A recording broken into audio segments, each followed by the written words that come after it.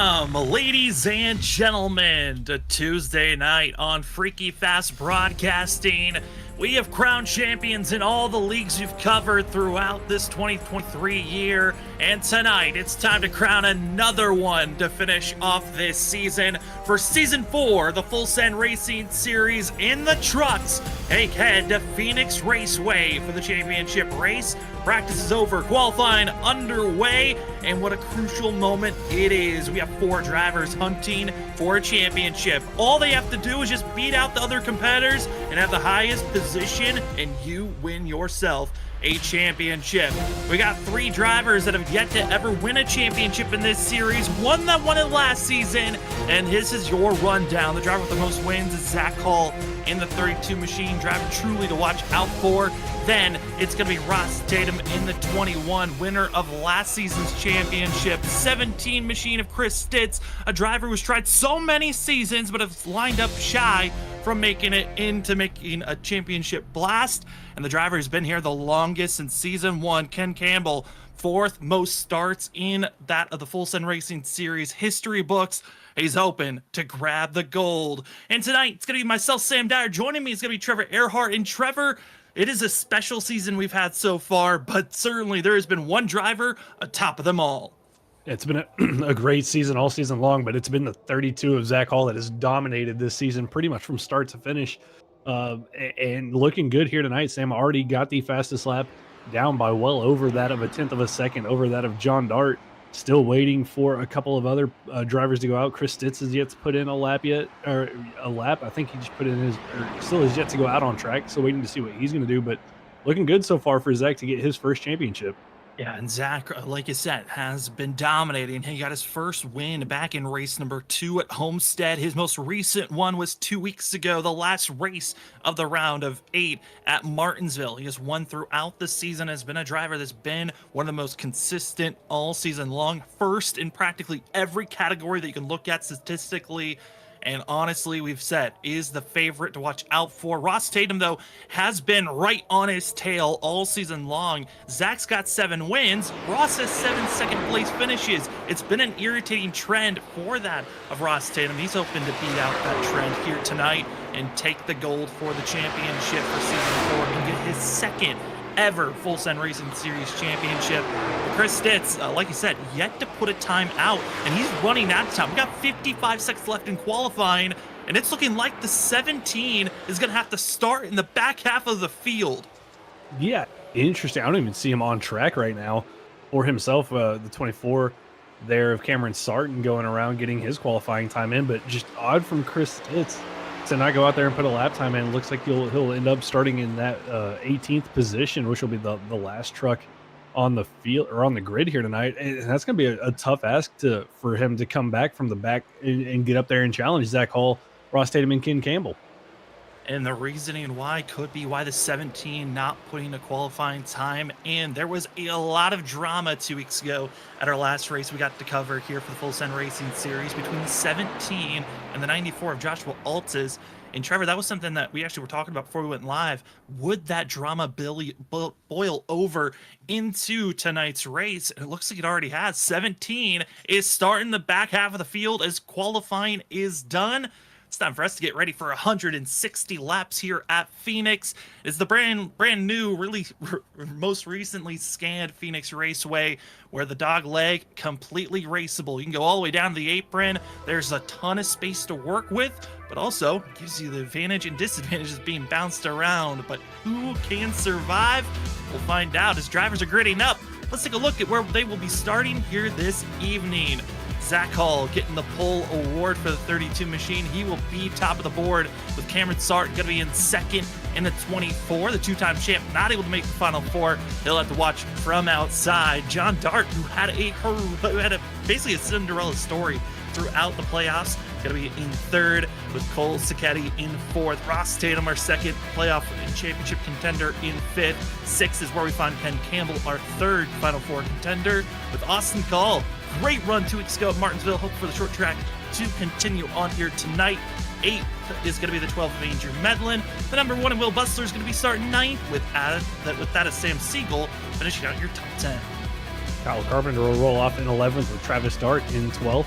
Joshua Altus in 13th. Nick Holland will start in 14th position. Philip Chavez will start 15th. Charles Hugel in 16th. Ryan Lynch 17th, and Chris Stitz will round out our 18 drivers taking the grid here tonight.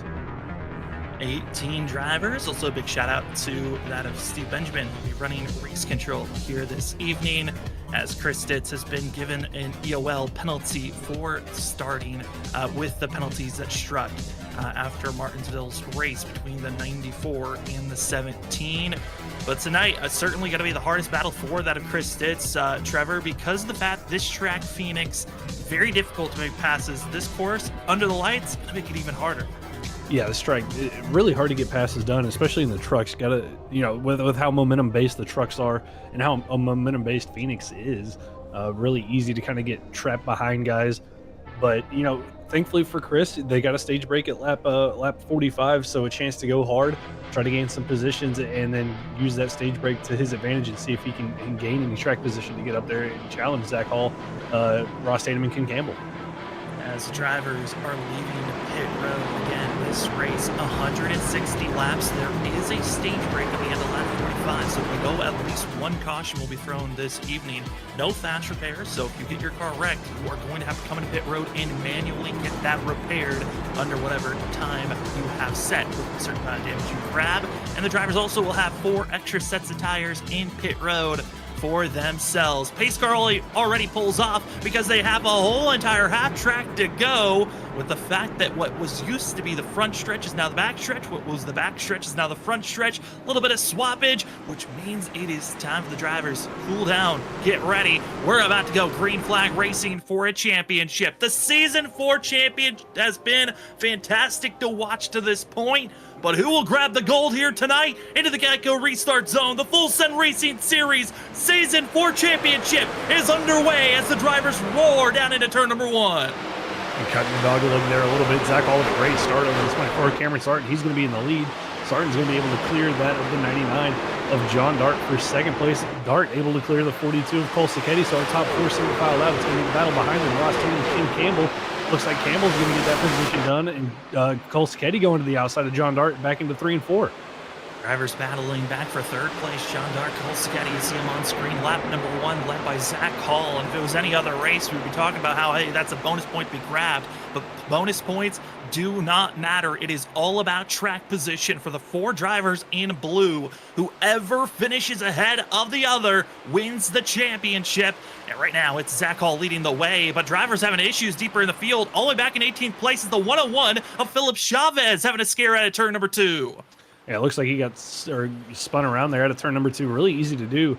Just getting the power down too much and getting loose out of 2. Gets it spun around.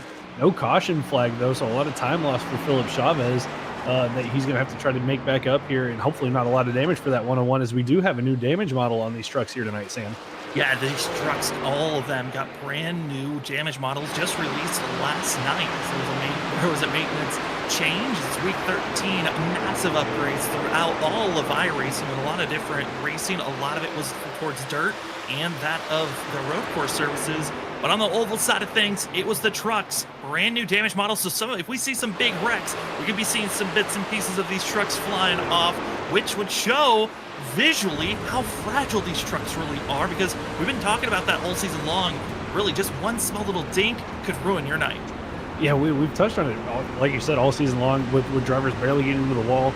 That 12 and a half, 14-second damage really caused these guys issues.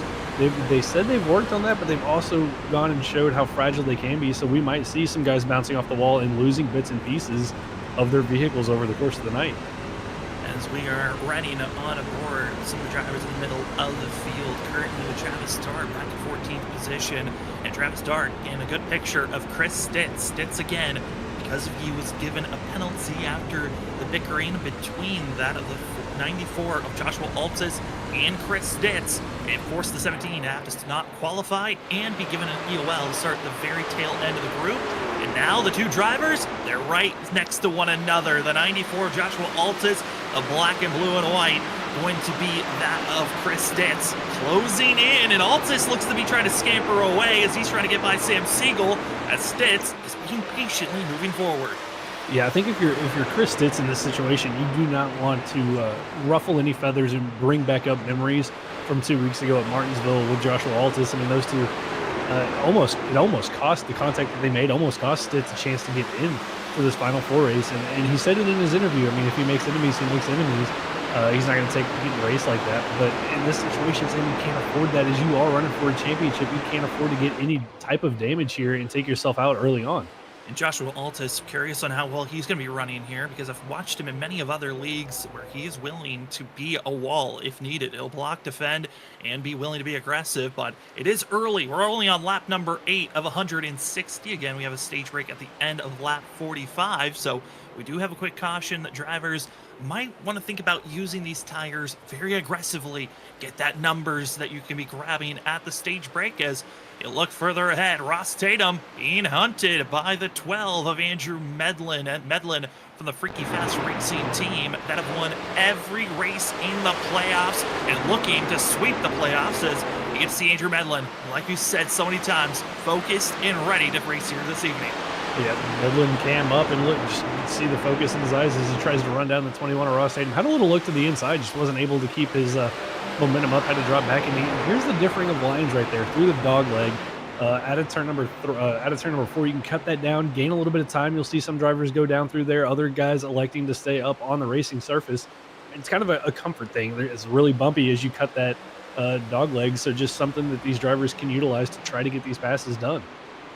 Andrew Medlin been having tried his best to make the playoffs. Was in a must-win scenario after missing a couple of races periodically throughout the season, and wasn't able to make the playoffs. But a driver that is looking for a good finish, try to carry some momentum in next season. Which, talking about next season, these drivers, like every season before, swapping back to the Xfinity cars heading into season 5. Excited to see how Ross Tatum, who won that championship last season when they were in the Xfinity car, how well he's going to perform this evening. As for Ross Tatum in the 21, this season has been a lot of what ifs. If he could have made a pass late in races, if he could have been able to get a win here or there. As this season, Ross Tatum's had 2 wins, which ties him for second in wins, but also he's got second in top 5s with 14 top 5s, and is well tied with first in top 10s with 16, tied with Zach Hall in that number. So this 21 knows how to finish up front and stay in the top 10. But the one driver he hasn't been able to beat out is Zach Hall. Yeah, it seems always the bridesmaid, never the bride for Ross Tatum this season, especially when it comes to Zach Hall being up front in front of him. Just hasn't been able to get by that 32 machine at the end of races. Right now, running good laps, but Zach Hall is just laying down a blistering pace right now compared to those around him. About a tenth quicker than that of Jim Campbell, Ross Tatum back there in 4th and 5th. Running similar lap times to that of Cameron Sarton, but almost up to a second lead is that 32 truck in that clean air. He's looking good out there early on. I mean, Zach Hall talked about Ross Tatum's stout stats. Zach Hall on a completely different level. He now solidifies with the most poles out of anyone this season, with now grabbing his 4th pole with tonight's race. And take away from that, he's gotten 7 wins this season, first in that category, 15 top 5s, first in that category, and tied with first in top 10s with 16, like we said with Ross Tatum.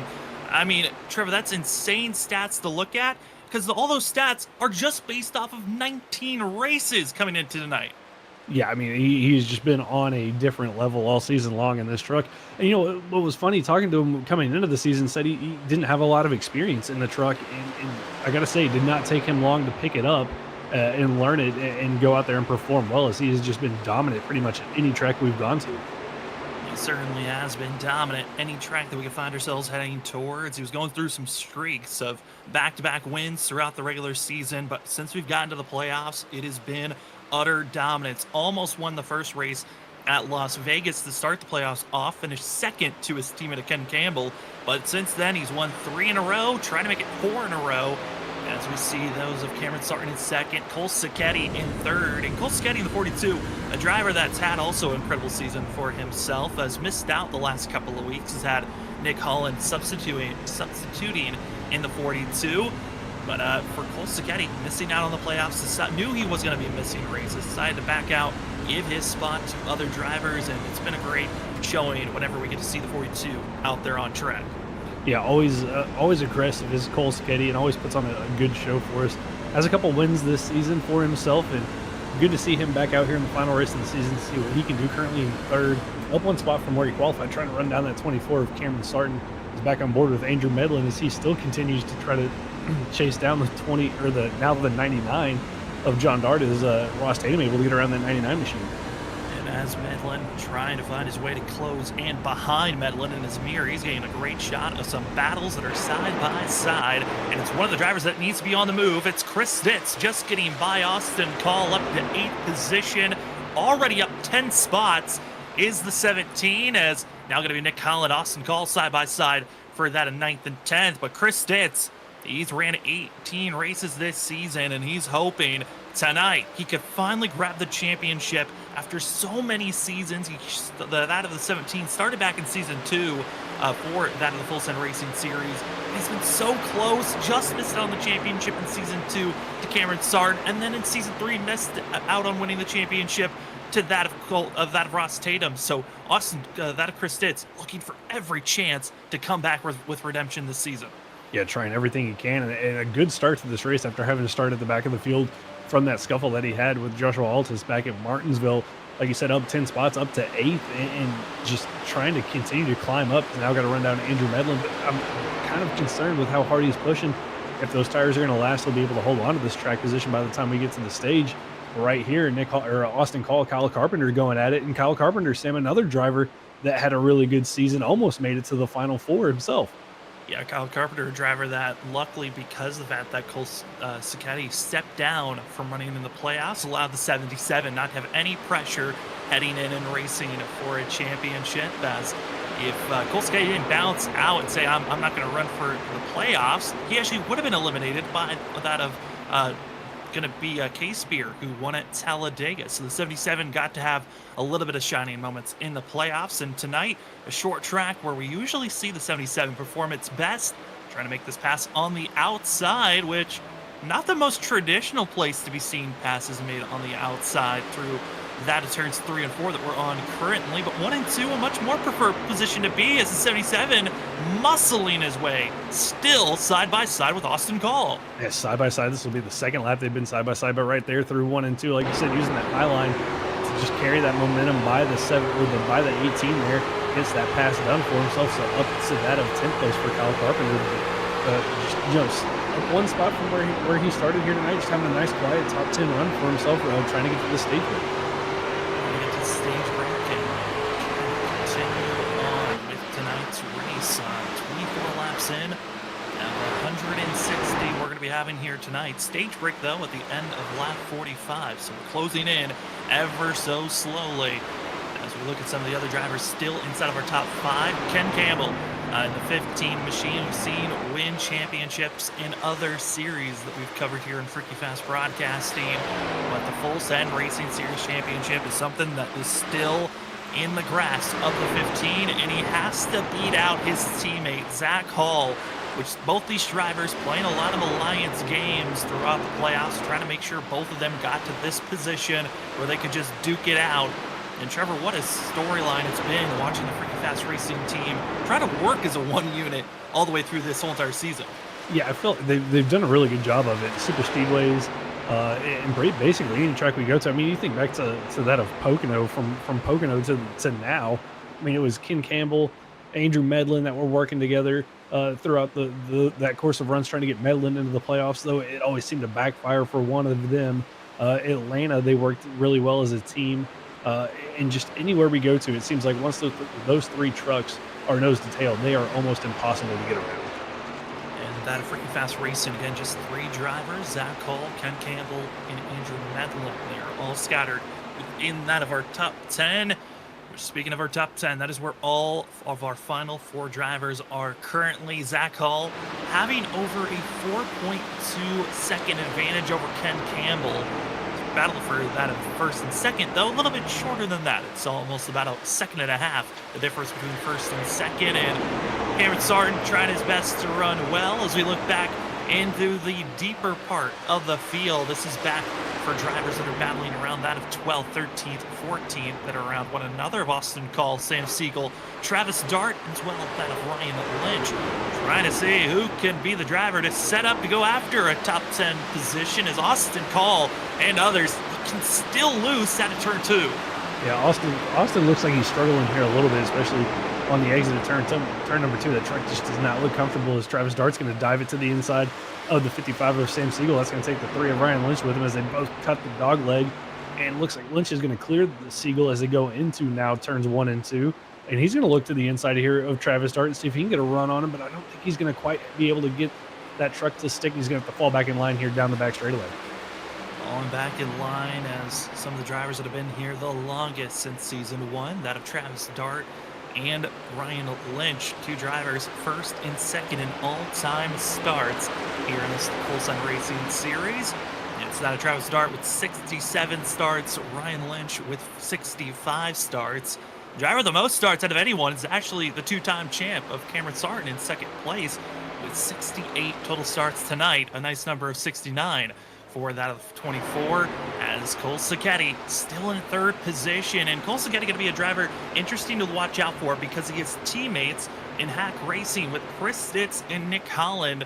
How can the 42, as a driver, I know, Trevor, you're not really wanting to see this happen, but as a driver who is fast, how can they assist one of their teammates that's hunting for a championship? You know, he can help him, especially right now since he's running up near the front, can kind of give Stitz an idea of where, you know, Zach's running, where the lines that Ken Campbell, Ross Tatum, those guys are running around him. And then when Chris eventually catches up to that of Cole, I mean, he's probably going to make it easy on Chris to let him by, since he is running for that championship. Might make it a little bit harder for those of, you know, Ken Campbell and Ross Tatum to get by him. But, you know, that's kind of the things that he's probably going to do for his teammate. I wouldn't expect him to go up there and make things really difficult for those guys, but he's going to make it to where his teammates going to have a chance to gain some time off. Gain time is what a lot of drivers are aiming for, and the driver that's gaining the most is actually that of Cole Sacchetti's teammate, Chris Stitz. He is up to 8th place, like we know it, on up 10 positions, but he's finally caught up to a pack of drivers that he can try to make some passes on. The first going to be Andrew Medlin in the 12, and that Special Olympics 12 machine, trying to hold back Chris Stitz. Stitz, what aggression would these championship drivers go for, recognizing this might be one of your few chances to go for a championship, and have to find a way to stop Zach Hall, who is just looking like the most dominant driver of the night. Yeah, I'm still looking at the lap times. I mean, Zach has still been consistently a 10th quicker than everybody around him. That time by, he was 3/10 quicker than that of Cameron Sarton. Was only a 10th quicker than Cole Sacchetti. I think Sarton's kind of starting to struggle here just a little bit on those tires for himself. But Chris Stitz running similar lap times to that of Ken Campbell, Ross Tatum, Cole Sacchetti, Cameron Sarton. So, I mean, he's running similar lap times to the guys in front of him. He's just got to get through this traffic of Andrew Medlin and John Dart to get up to those guys. As well, as you can see on our right side, weather conditions for tonight's race going to be 67 degrees ambient temperature, 71 degrees is the track temp, and the wind barely moving. It's gone up to maybe 3 miles per hour, a little bit of swirl once it gets rolling, but not a lot of movement in that of the wind. Cool conditions and temperatures should help out on the tires for this race, as when they were in practice it was sunset, and now completely under the lights is this field. But Trevor, with that being cooler conditions here at Phoenix Raceway, is there anything that could be assisting or not assisting these drivers throughout this race as we're closing in at our stage break? No, I mean, the cool temperatures are definitely going to help with overall grip throughout the course of the race. In speeds, it might help getting some passes done, making it a little bit easier to get the power down out of these corners. But with that, you got to be careful because you're going to be carrying more speed. So it's kind of a double-edged sword there. You're going to have more grip, but it's also equally as easy to burn the equipment up, maybe a little bit faster than normal with how much extra speed you're going to be carrying throughout the course of the night. Speed, how will it change throughout tonight? And also, what will the drivers learn after this stage is done? As Ross Tatum running a little bit higher, trying to find a better apex for him to get a better run out of turn 2. As John Dart, Ross Tatum is in the battle for 5th place. Everyone kind of stalled out. Not a lot of movement now on passes since we hit around that at lap 20 to 25. It's been a lot of catch up to the driver in front of you, but not able to complete the pass for a lot of our front runners, which if you've been watching us here at Freaky Fast Broadcasting, we did have a championship race a few months ago where we got to see on Monday night, the ISRC guys, they had their Season 3 championship race here at Phoenix, and this is looking pretty similar to that race where a lot of passes can happen early on. But it looks like the track conditions and that air conditions, Trevor, seems to be what stalls out a lot of these drivers. Yeah, it's hard to get passes done here once the field gets spread out. In the trucks, and especially I think any car here around Phoenix, it's just you can carry so much speed, and it takes somebody messing up in front of you or getting checked up in front of you that really kind of determines if you can get a pass done. And the dirty air doesn't help. It makes these trucks hard to get turned and get slowed down. Chris Stitz, I mean, was all over the back of Andrew Medlin and tried to get by him and got into the outside wall 1 and 2, trying to get that pass done. So just the dirty air makes it difficult. But when they get stacked back up on the restarts, that's where you can see all these passes get done. But here goes Andrew Medlin. Speaking of that, on the 99 of John Dart, here comes Chris Stitz closing back in. Andrew Medlin trying to make the aggressive move to the inside. John Dart have the momentum out of the exit turn 2. Continue the drag strip.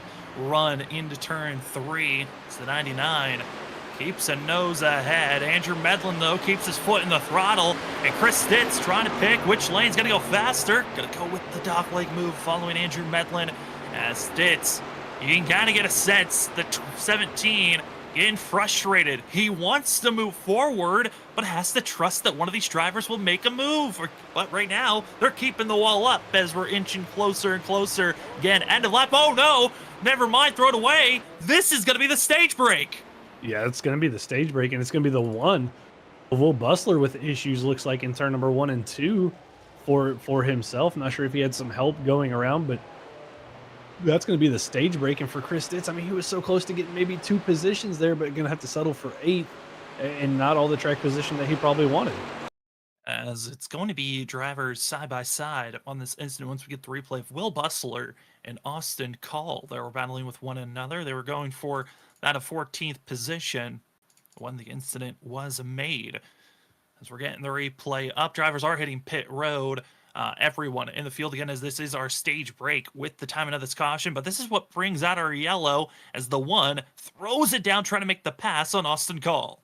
Yeah, this is going to be through turns 1 and 2, dives it down in there. See if he maybe drifts up in front of Austin. Austin comes down just a little bit and they make contact there, and not quite sure. Look, yeah, it looks like he's just going to hook the one of Bustler there as they just come together and spin Bustler into the wall. And pretty hefty hit for Will Bustler, and a pretty good hit to the side of Austin Call as well. And got to see a quick part of the truck fall off. That's part of the new damage model. I think in certain settings, you see a lot more of the damage being thrown off these vehicles. You can have fenders fall off, the front bumpers can fall off, the hood can even bounce off if you hit hard enough, as well as the rear bumpers. A lot of this machine is going to get crinkled up, thrown away, and I'm excited for whenever our new seasons start up for all of our leagues. And that of June, we have an ISRC Truck Series, and that is the 19th going to start back up. But majority of our other leagues starting up in the beginning of July. We're going to be seeing a lot more carnage and drivers getting ramped up. Trevor, I know it's always sad to see a season conclude, but I'm excited for the amount of series that we're going to be covering. Ramp right back up in July. Yeah, it's sad to see the seasons end, but the 2-week little vacation that we all get to rest our voices, calm back down, and then get excited for the new season. It's always fun, especially when the seasons get started. And the ISRC guys always put on a great season opener. And then not too long after that, we'll be right back here on Tuesday nights covering these guys in the Xfinity car for their season opener. Season opener right around the corner. Well, let's talk to our stage winner, as that is going to be Zach Hall in the 32 machine. Get his thoughts on the first couple of runs. 32 of Zach Hall, you got us? Yeah, I got you guys. Well, Zach, that is going to be our stage break with the timing of this yellow. Man, how are you feeling? How's the truck feeling out there tonight? Feeling amazing, Sam. I'm hoping I can keep it together here and finish the race like I feel like I should. And I think we'll be in a good position here, but just gotta stay up front, man. Clean air is so valuable. I mean, Zach, how's it driving out there? We've seen a couple of guys get loose out of 2. Is it overly loose? Is it tight, or is it just kind of neutral? And it depends on how you're driving it in these corners. Kind of all over the place right now. It's tight in 1 and 2 down here in the flat part of the corner, and then pretty loose down there in 3 and 4 off the corner. So it's a balancing act for sure. It certainly is, Zach. Well, we'll send you back to your team, and good luck on this restart, and hopefully be talking to you at the end of the night. As that is going to be the 32 machine of Zach Hall. We're getting ourselves ready to get ramped up. Pace car is already in pit road. And Trevor, certainly interesting how it seems like Zach's pretty confident in that 32. We'll see if the confidence continues on. And when will drivers have to make a pit stop, or will they, as they get set up and ready to go into the restart zone? Green flag is out for the Full Send Racing Series Season 4 Championship race. And it's the 32, already a truck length ahead, as Ken Campbell not able to squeeze up to the outside. He'll have to settle the outside lane for third. Yeah, he's going to be side-by-side battle with the 24 of Cameron Sarton, who's going to lose that battle out to the 15 of Ken Campbell, and maybe the 21 here of Ross Tatum, as both of them go by on the outside, and Cameron just not able to get the drive off of 1 and 2 that he wanted. Drives it down here into 3 and 4, though, has that preferred line, but I think Ross might have a little bit more momentum here on this outside, but Cameron's going to dive it all the way to the bottom there through the dog leg and try to hold off this position. They're still going to be side-by-side for 4th position in turn number 1 and 2. That is legal area. You can dive all the way down as far as you want. You will not be penalized, as it is free game here at Phoenix to utilize that dog leg. You don't have to stay on track, but for some drivers, it's more of a comfort feeling. They feel a lot more confident. The balance feels better if you stay on course. Others, they want to grab that extra speed of cutting the course distance by going so down low. As everyone's starting to single file out, it's Zach Hall already 3/10 ahead. But Chris Stitz now trying to make the move on the outside, as he has still not been able to get by John Dart or Andrew Medlin. Yeah, didn't gain any spots on pit road, but has a really good run here out of turn number 2, using that high line to his advantage to try to get around this 12 of Andrew Medlin. We'll see if he can make it stick down here in 3 and 4. Gets a little loose. Oh, saves it. What a save. That could have been disastrous for both of those drivers. But Stitz with a great save there, almost clear of Andrew Medlin. They're still going to fight it out through 1 and 2. Out of the wall and out of driver. All around the 17, able to keep his way clear, but he's inching closer and closer to the outside wall. Luckily has now made the clean pass on Andrew Medlin, and up to 7th place is the 17. As now he needs to march forward, pick his spot. Where do you want to go if you want to get by John Dart, and then aim for the 2-time champ of Cameron Sarton?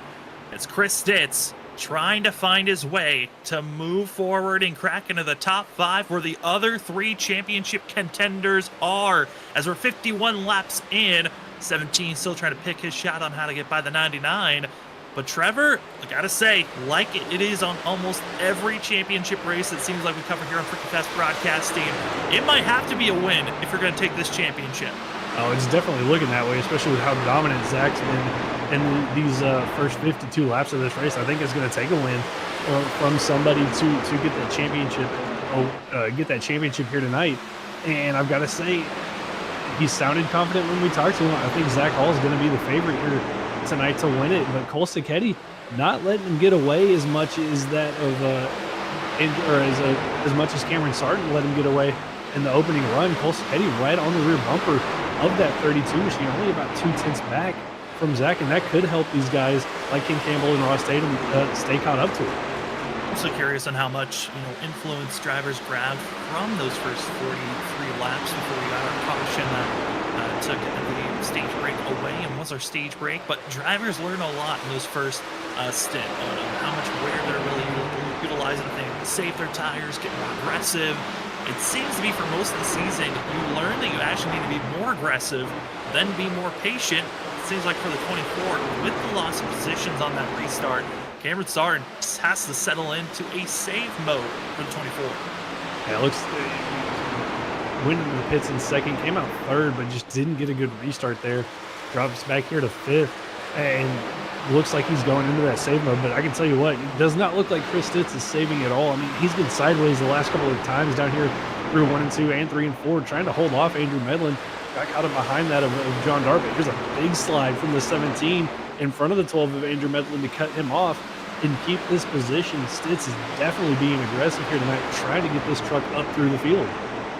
trying to go his way. Chris Stitz into the outside wall and almost gets clobbered by other drivers. Overcorrects. And now the 17 has to get rolling. No yellow flag is thrown. No required damage, but enough scrapes and bruises for the ego to be shattered with that move. Chris Stitz is banking on a yellow to get back into the mix.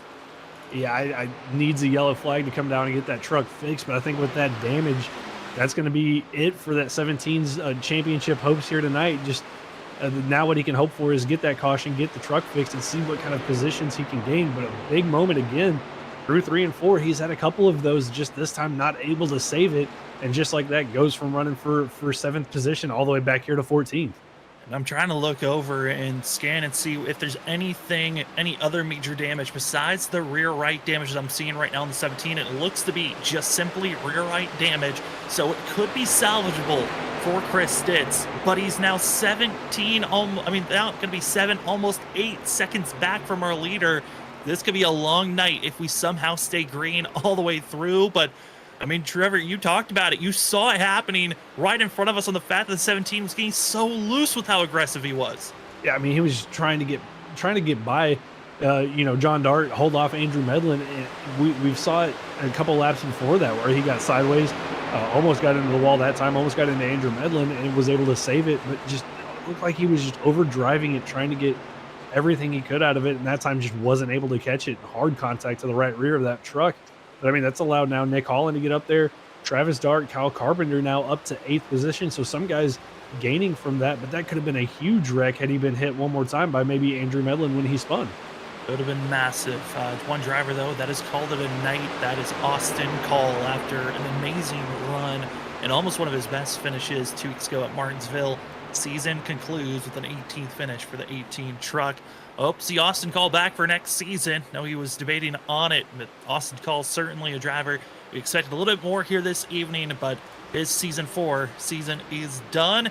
As we're seeing on screen, the battling for 9th place, Nick Holland, Travis Dart, continuing to keep it close. As Travis Dart, he has been trying to find some speed on the long run this playoffs.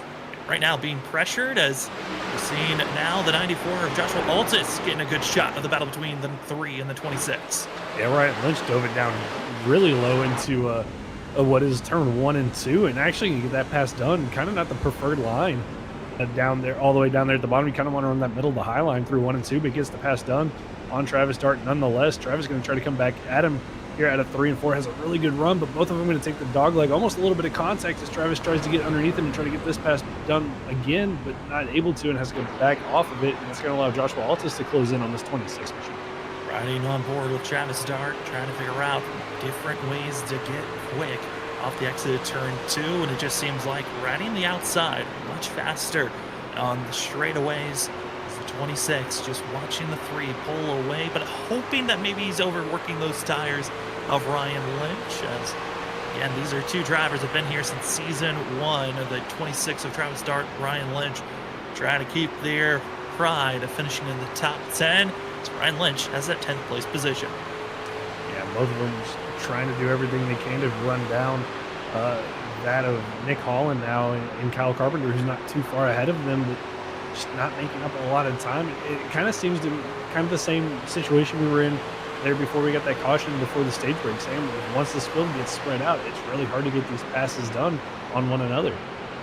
Yeah, I mean, you're going to have to wait maybe for another 20 laps once you really start to see tires maybe fall off, unless maybe even next 15 laps of drivers maybe getting a little bit too greedy on this most recent restart, like we saw that of Chris Stitz and Austin Call getting into trouble because they're pushing too aggressively. Well, we have just under 100 laps to go. Starting to see some drivers trying to poke the nose on making passes, but for us, we're going to take our first commercial break of the night.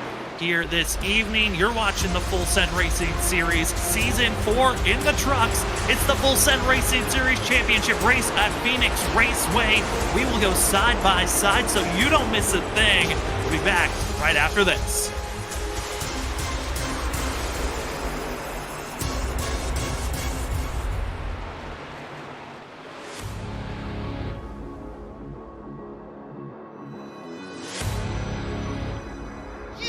wanted the best, you got him for a rest. Often imitated, never duplicated. The greatest show on dirt, the World of Outlaws.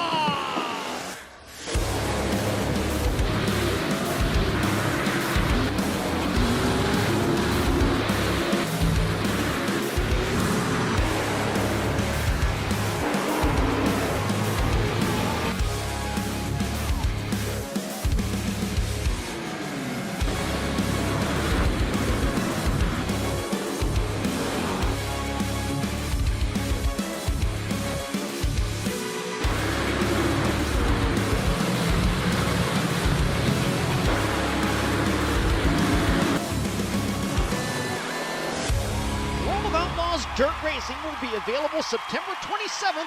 Pre-order your copy today. Racing isn't easy, but experiencing it is. iRacing puts you in the driver's seat with the industry's leading sim racing game. Drive on laser scan replicas of the greatest racing circuits from around the world. Go head-to-head against other drivers chosen by skill-based matchmaking to ensure competitive racing at every level. Compete across all your favorite series. In officially licensed cars, engineered to deliver the most accurate driving experience possible.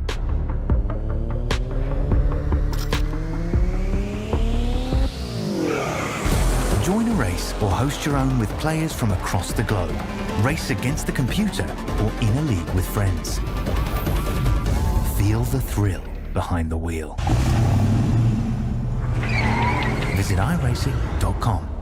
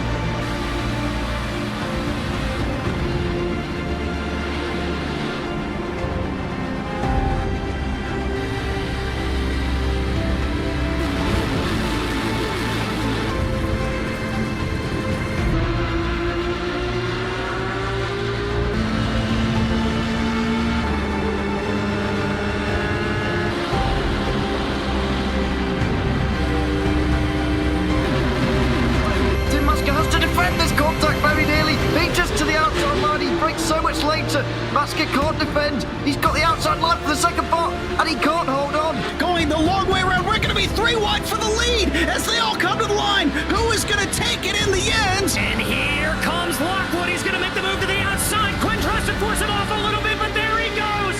It's going to be side by side through turn 1. Will he be able to cover him off? He does.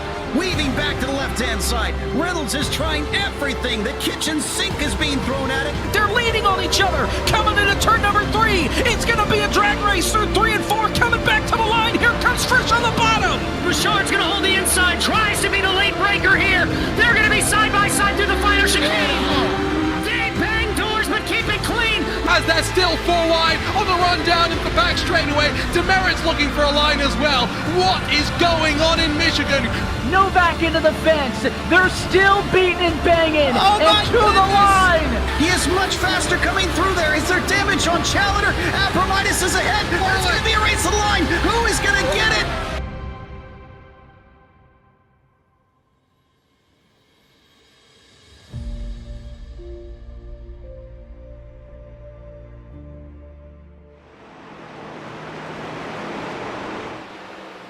Welcome back, ladies and gentlemen, to the Full Send Racing Series. The Season 4 Championships is underway. First driver to win or be ahead of the other drivers in the blue wins the championship, and currently it's Zach Hall leading the way for himself. Before we get ourselves too far into the racing action, we want to give a huge shout out to the major sponsors here at the Full Send Racing Series that have helped out all season long. Starting things off with ButtKicker. Feel what you've been missing. Instead of just hearing the sounds, why not feel the sounds? Immerse yourself into the feeling sensations of how to get more immersed into your video games, watching videos, get yourself a ButtKicker today. You might be wondering, how do I hook up my ButtKicker? Well, you got to get a racing sim setup where you head on over to Next Level Racing, where you can build yourself a racing setup that's not going to hurt the bank too much, and as well, great comfort, great quality for yourself, as these drivers are prepared and going crazy here tonight. We also want to give a huge shout out to that of the Lap Traffic Podcast. Lap Traffic Podcast, daily podcast that you got to go to get through the day. You go listen to Lap Traffic Podcast for yourself. As the drivers here tonight getting chaotic because one of our championship drivers has gone with an opposite strategy than most, has now had 2 separate incidences to lose a lot of time. That's the 17 of Chris Stitz. Trevor, it has gone from bad to worse for the 17 machine. It really has, and it made an interesting move. Had to do something different. Decided to come in early, get the undercut. However, on the new tires, pushing a little bit too hard, spun out of 3 and 4. The kind of the same spot we've seen him have issues with. Got it going again, no caution, able to stay. Was able to stay in front of Zach Hall, so only 1 lap down now instead of 2. But just a bad night gone worse for the 17 as he tries to make up time on these fresh tires. Fresh tires, thought was going to be an advantage, not going to work out the way that he's planning, but now has to make up a lot of time, but still running about 8 tenths faster, so hoping to gain at least something. Best thing that Chris Stitz could hope for is to unlap himself and then bank on a yellow, getting back into the mix here. And as well, we want to shout out one last thing as we've hit the halfway marker of tonight's race. It is here at Freaky Fast Broadcasting this Saturday. It's a wonderful time to be watching racing and helping a great cause. It's the Gamers Outreach 600. It's our 2nd charity event of the year and our final one of 2023. So if you'd like to help out a charity this year, this could be your time to do so, as this race is going to be on Saturday evening. Going to be having the Gen 4 Cup cars running at Charlotte for the 400 laps, 600 miles, full course running. And these drivers are excited, and for all the drivers that have entered in, simply just had to donate $5. And if you'd like to donate as well, we have a Tiltify link that you can go press and donate today now. Or if you'd like, please share the event out. We want as many people to be a part of the amazing action on Saturday. I do believe that we are closing in on the roster, so if you haven't signed up already, this is one of your last times to do so. And if you'd like to race, go hit on our Discord link that's also in the chat. That is our community Discord, where you can find the more details on how to sign up today. Again, simply just a $5 donation. You're signed up and ready to race on Saturday. It's going to be a great event for a great cause. Saturday night, Sam. It's going to be a long night for you and Zach up in the booth. I get to go partake in this one, unlike at Daytona where it was me and you in the booth, and Zach got to race. So hopefully, I can do a little bit better than Zach did at Daytona, and maybe come out of there with a win. Yeah, getting a win be good. We want to see that happen, so we can say that the crew at Freaky Fast is fast and quick. We know how to win our own races, but I don't want to say it's rigged because it's not. But we love to see the competition out there. We got a lot of drivers that have been practicing for the event for the last couple of weeks, and it's been amazing to see drivers getting excited, amped up, got custom schemes for the event, and we cannot wait. Again, that's this Saturday, June 10th, the Gamer Outreach 600 here on Freaky Fast Broadcasting. As Zach Hall getting by lap traffic, it's going to be seeing the 32 continue to pull away if you look at her ticker, but on course seeing the battling for 8th place. It's that of Kyle Carpenter, Ryan Lynch, and Travis Dart keeping it close with one another. Yeah, these 3 have been relatively close to each other for the last 20 laps or so. Just haven't really been able to get around one another. We saw Ryan was able to get around Travis with a bold move down into 1 and 2, and then able to hold off the 26 as he attempted to come back. But he's finally caught up to that of Kyle Carpenter in the 77. Just hasn't been able to get the truck to stick down on the inside and make this pass as he continues to follow him here out of turn number 2. See if he can get a run and set him up here into 3 and 4. Trying to figure out, to go high, low, back off aggressively is Ryan Lynch. Trying to have a slow entry, fast exit. That's exactly what the 3 is aiming for, as he gets the giddy up pedal going as he enters the center of the corner. And always interesting to see how drivers want to attack these courses. We've talked about the momentum of these trucks and how you want to keep the momentum going. Ryan Lynch trying a couple of different strategies through these corners as right on board with the 3 machine and get a sense of what it's like to race here at Phoenix. And diving down here into 3 and 4 instead of going to the bottom like we see the 77 of Kyle Carpenter kind of run the middle lane there, keep the RPMs up, try to carry a little bit more speed off, and you can see here going to follow him down through the dog leg there. And you can see how bumpy it is on that transition for these drivers. I had a chance there to maybe dive it to the inside here in 1 and 2, but going to follow that line, the preferred line here on the outside, and again try to keep as much momentum as you can for the long run here down the straightaway. A little bit of correction there, he's got a little loose. You can see that cost him just a little bit of time, and here a big move up as he lets the 26 of Travis Dart go by here through 3 and 4. Travis Dart, much better momentum out of turn 2, was able to make that pass easily through 3 and 4. And now let's see if the 26 has a little bit of extra speed to get by the 77. Now these drivers all battling almost 9.5 seconds off of Zach Hall, who has now gapped himself to second place, but over 3 seconds. Almost 3.5 seconds is the difference between that of Zach Hall and his teammate Ken Campbell, who's the first of the other Final Four contenders. The 15 closing in shortly. Been looking at the lap times, and really Ken Campbell has been doing a great job. Last lap lost a little bit of time by about a 10th, but it's the driver in 4th that's really closing in the gap for second. That's Ross Tatum in the 21. Yeah, no surprise to see Ross on a long run starting to close in on these guys. As Ken was able to catch up to Cole Sketty, ran him down. Just now that he's right behind the 42, hasn't been able to get anything done to get around him. It's allowed the 21 here of Ross Tatum to close up, as Cole, I think, is holding up this 15 machine just a little bit and bringing Ross into this picture. So we'll see if Ross gets there, if he can get a pass done on either one of these drivers before they have to come down and make a pit stop. Pit stops, again, we weren't given an official number to watch out for, but I'd imagine they're going to be aiming. Traditionally, when we look at the 1.5 mile courses, it's around that of 50 to 55 laps. You see some drivers go maybe on just 45 laps. I'd imagine, Trevor, my guess, around that of lap 100 to 110 could be seen our window. I'm curious if anyone else will try to stretch it even further than that. Because of us being at this 1 mile course, you aren't able to go a little bit further than what the 1.5 mile courses give you. Yeah, I think somewhere in that window would probably be a safe bet, a 60-lap run to the end. I mean, if my guess is Chris Stitz pitting when he did on lap 72 means he's going to try to go to the end of this race and see what he can do. So with him pitting there, it means they're going to be good on fuel. It's just the question of tires. Do you want to take tires that long into a run? And what the speed difference is going to be in terms of fall off. Looking at times, I mean, Zach Hall is only about a second slower than his fastest lap here into the run. So tire fall off, not that big, but still, I mean, if you stay out a little bit too long, could really hurt you in the long run. Basing it off of Chris Stitz, who also had that slide and spin out. So his tires are not as, primed for a long run.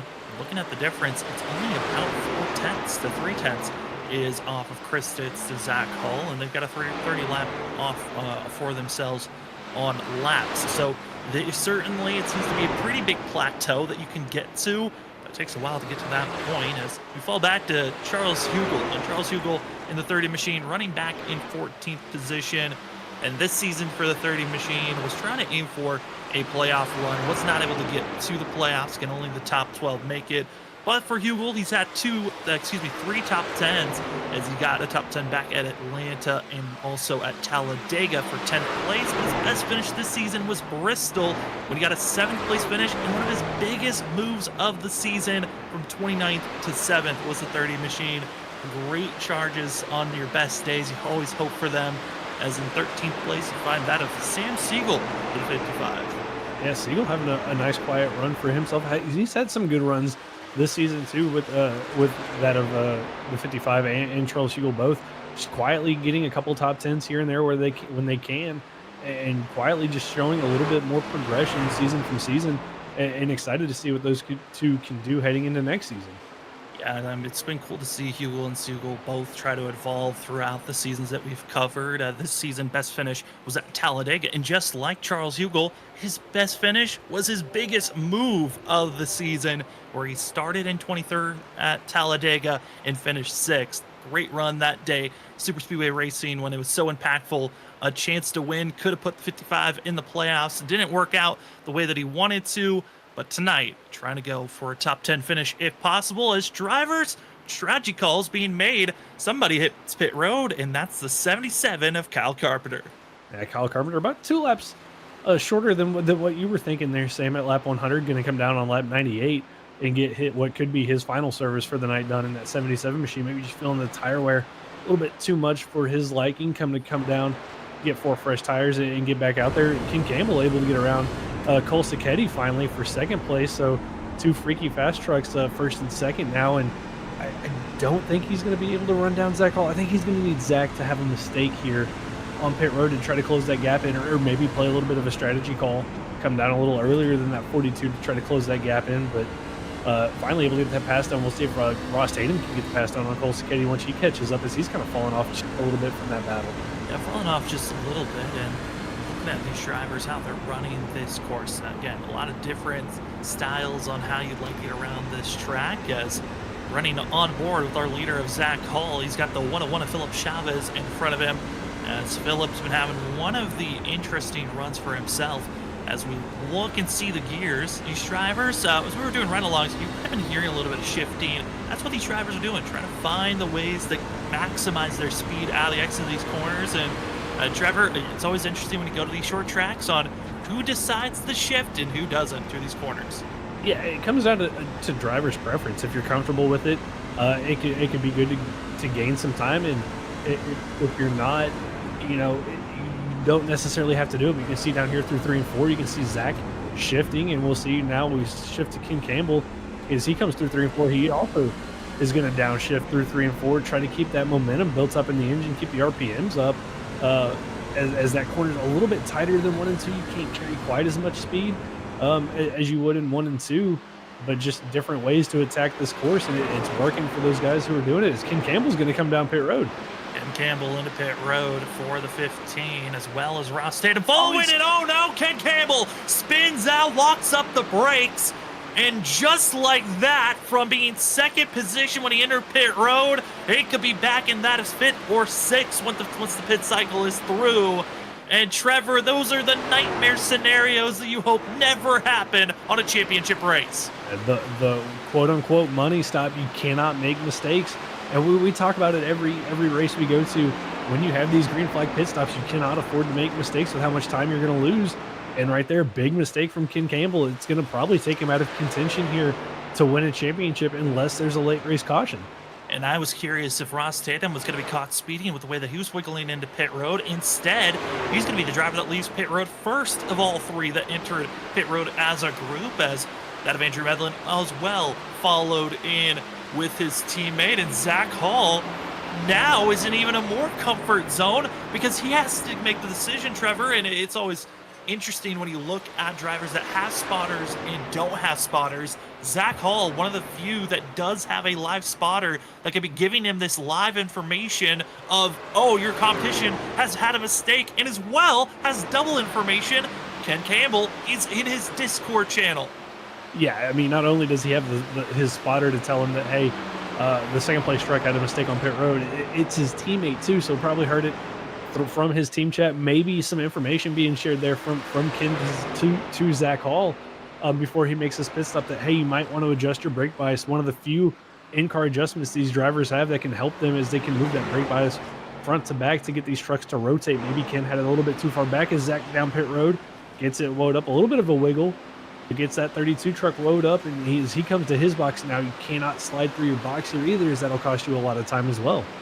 And due to the fact that Zach Hall's numbers were still about a second to 1.2 seconds off his fastest time, 32 could have stayed out for at least another lap or 2 and still could have been in the lead position. Instead, wanted to wait just a couple of laps before coming into pit road, with Charles Hugel following in suit and Cameron Sarton.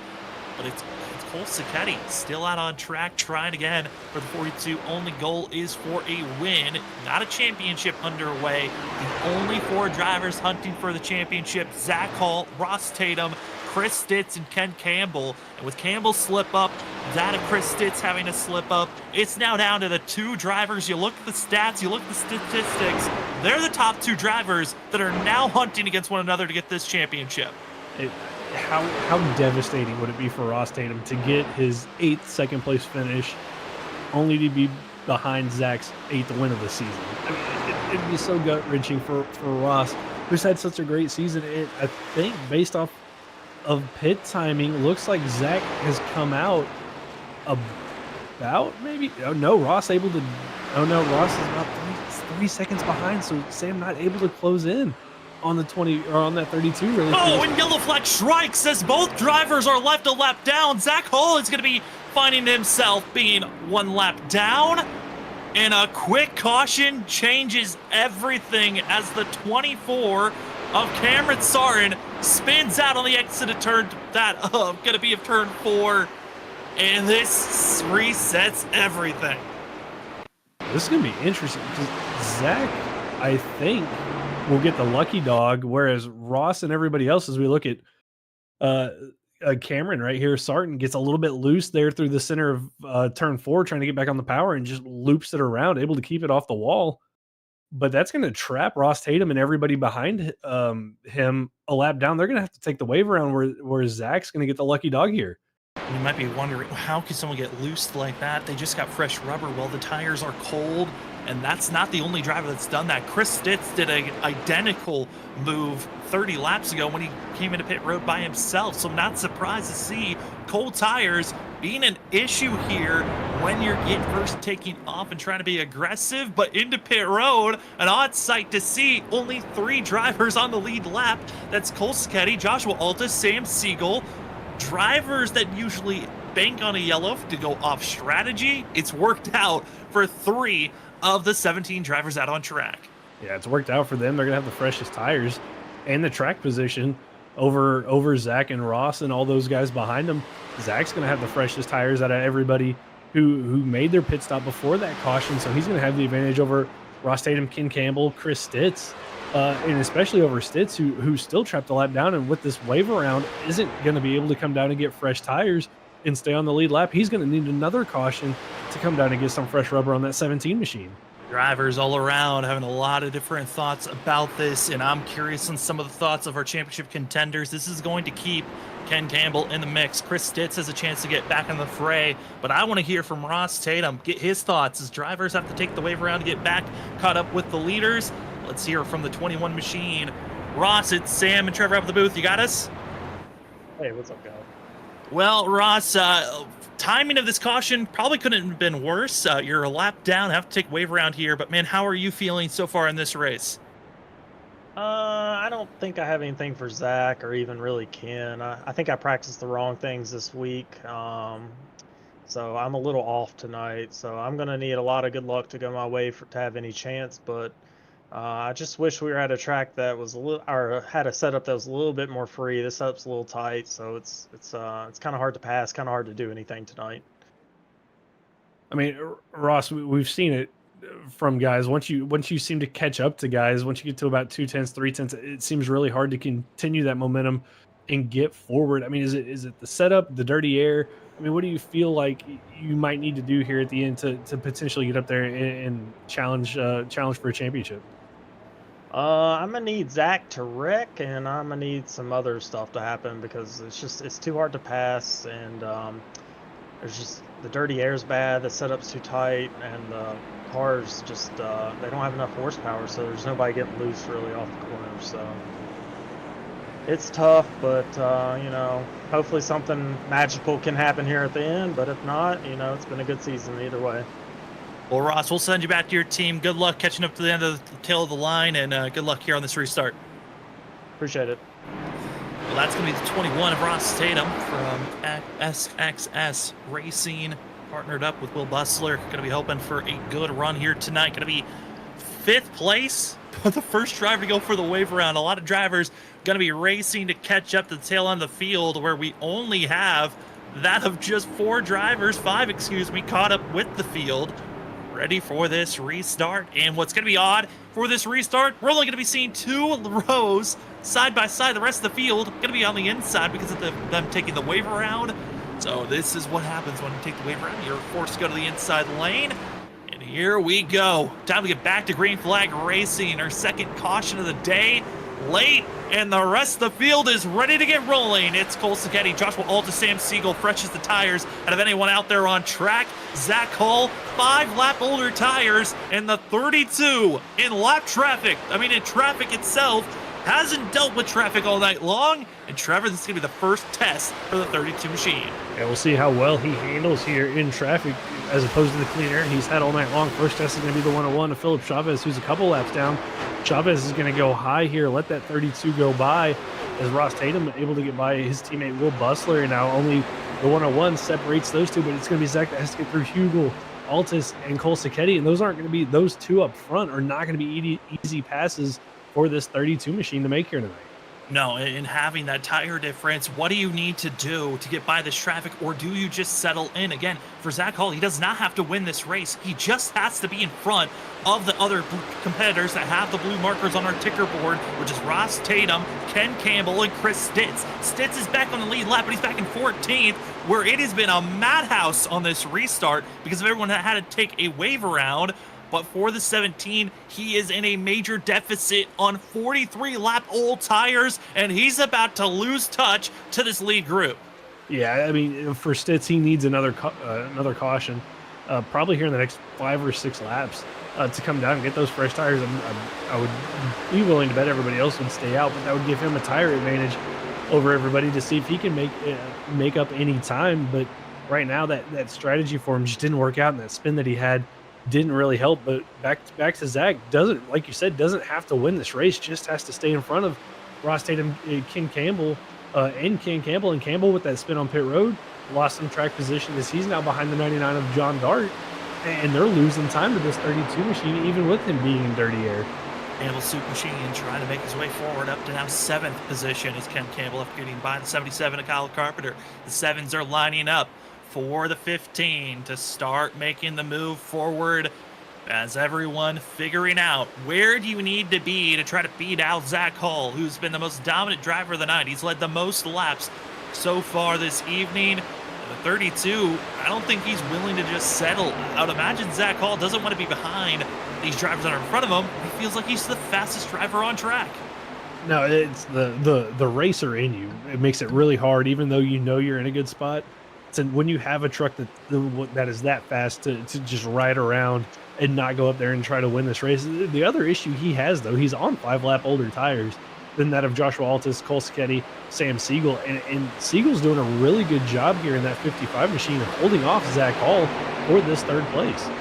Looking at the lap times, still about 2/10 faster than Ross Tatum. Cole Sacchetti just pulling away, dominating so far is the 42 with getting the lead position. As you see on screen, drivers that are battling for position. This is drivers that are in the middle of the pack for 9th, 10th, and 11th on screen. The battle for 3rd, though, is done and dusted. Zach Hall now has another buffer in front of him between Zach Hall and Ross Tatum. He's got a lap car of Philip Chavez, and now the 55 of Sam Siegel. And potentially maybe a 3rd one is John Dart's looking pretty racy here to the rear bumper of the 21 of Ross Tatum. Ken Campbell caught up to this battle as well. So Ross, like he said, just doesn't feel like he has the pace tonight compared to Zach and the 15 of Campbell. And that caution really helped Ken out a lot with how much time he had lost on pit road as he was able to catch back up to the field here. But now the question is going to be, how quickly can he get past this 99 and the 21? I mean, this is you heard it when we brought him in the booth. The 21 just sounded so demoralized before this race was even done. How do you even get that momentum built in of, I still have a chance. There's still laps there for me to try to go for this win, but now it's less than 40 laps to go, and the difference has grown to that of over almost 2.5 seconds between Ross Tatum and Zach Hall. It's tough. I mean, when you come into a race and you just feel like you're off, and nothing you can do really, nothing you've been doing in the truck really helping close that gap. It's hard to kind of switch that over to say, hey, I still have a chance. We still have laps to go. And probably watching that 32 just drive off into the distance isn't helping Ross out. But I mean, still having a great run for himself here in 5th position would be the 2nd in points right after winning the championship last season. So not much to hang your hat on there if you're the 21 of Ross Tatum. I mean, I know if you're Ross Tatum, you don't want to hear the number 2 anymore this season. He's already finished 2nd twice this season. I mean, that is just mind-blowing to hear that number. Usually, if you hear someone finishing 1st 7 times, you think that is a fantastic season, but finishing 2nd 2 times, you hate to have that feeling knowing you were so close throughout the whole entire season, then finish 2nd in the championship. that's even more gut-wrenching to say for season 4. For Ross, I think it is as hard as it is for him. I know that's not what he wants, but it's a second for him in the championship. I mean, it's kind of been his theme for the season. Second in the races, second in the championship. I mean, as bad as that hurts, it's still a great season for him. And you're going back to the Xfinity car in season 4, so you got to be looking forward to that. As that is the machine that you won your championship in the previous season. So something to look forward to maybe for that 21. And for Ross Taven, might be a thing of how do we stop Zach Hall moving into the next season, or how do we stop Cole Sketty potentially, as both of these drivers expected to come back for season 5. Zach Hall, he entered in the middle of season 3 when they were in an Xfinity car. Zach found 2 wins in that season, and he's hoping to find himself in a victory lane a couple of more times, maybe, as he was hoping for. We were bringing up the stats going into the playoffs and talking about all the times that Zach maybe would never get a win again. We talked about the Indianapolis win, the Atlanta win, and how the numbers maybe didn't line up. And Trevor, you kept on harping on it throughout the playoffs of maybe it wasn't going to happen for Zach Hall to win a championship, but he is certainly taking that as motivation as he sets up for the Bats for second. He definitely did, and I can't remember what race it was. I think it was the Indy Road race, where we interviewed him afterwards, and he said, "Hey, I had to beat your statistic that you came up with. It's really motivated me." And man, has he been on just an unbeatable path since then.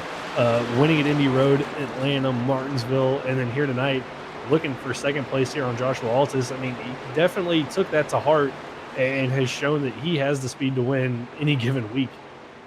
He certainly has shown it. Could be a major threat to watch out for next season, as Zach Hall getting a little bit loose off the exit of turn 2. Last lap, saw some drivers deeper in the field having some issues, and that was going to be Ryan Lynch, Nick Holland having some scrapes last lap on the exit of turn 2, and that seems to be another spot of drivers trying to hold on for their tire rubber because of the fact that we got so many drivers on off sequences. Damage on tire wear is going to be something to watch out for these final 30 laps. There is a chance we could be seeing some drivers slip up to bring out a late caution. We very well could be. And the strategy calls that we could see if there is a late race caution, that could really shake things up. 2 tires, no tires. Who knows what we might see? But right now, just not what Cole Sketty wants to see, not what Zach Hall wants to see. They definitely want to see this race go green to the end. Everybody else behind him, though, Ross Tatum, Ken Campbell, Chris Stitz, they definitely want to see a late race caution to have a shot at going up there and winning this championship. Philip Chavez stays out of the way, told everyone on the radio he was going to stay high, let this group fly on by. Again, this is for 5th, 6th, and 7th on screen. Ross Tatum, John Dart, Ken Campbell, and Campbell has been snuffed out, not able to make any of these passes, just showing how difficult it is to make these moves. And the 15 just sits here and wait to try to make any movement. Yeah, and kind of like what Ross said, you just don't have enough power for somebody to get loose out of the corner, and that dirty air makes it really hard to get these passes done. John Dart's been there a couple times to the inside of Ross, hasn't been able to get that pass done. Campbell closed up really quick to these guys, but just hasn't been able to get the pass done either, and he's been the faster of these 2 drivers throughout the course of the night, but now that he's stuck here, just can't get these passes done and continues to lose time to his teammate Zach Hall, who's up in second. Zach Hall, looking at the numbers, each lap still continues to be about a 10th faster than Cole Sketty. And if he continues at this pace, Zach Hall could be on the back bumper of Cole Sketty and aim for his 8th win this season. But he might catch up to Cole Sketty with about 5 to 6 laps to go here tonight. I wouldn't be surprised if he did. He's just been on rails all night long, been pretty much in a different world compared to the rest of the field here tonight, as he continues to try to march down that time, a 10th quicker than Cole Sketty, as that gap continues to shrink down to about 2 seconds, the difference between those 2 drivers as they head into turn number 1. As you see on screen, green meaning Zach Hall is closing in, and he does it once again. Wow, is he flying right now? Is that 32 machine just a 10th each lap, and it continues to climb as Cole Sketty hoping to find a way to hold on to this position, as now it's less than 2 seconds between 1st and 2nd place.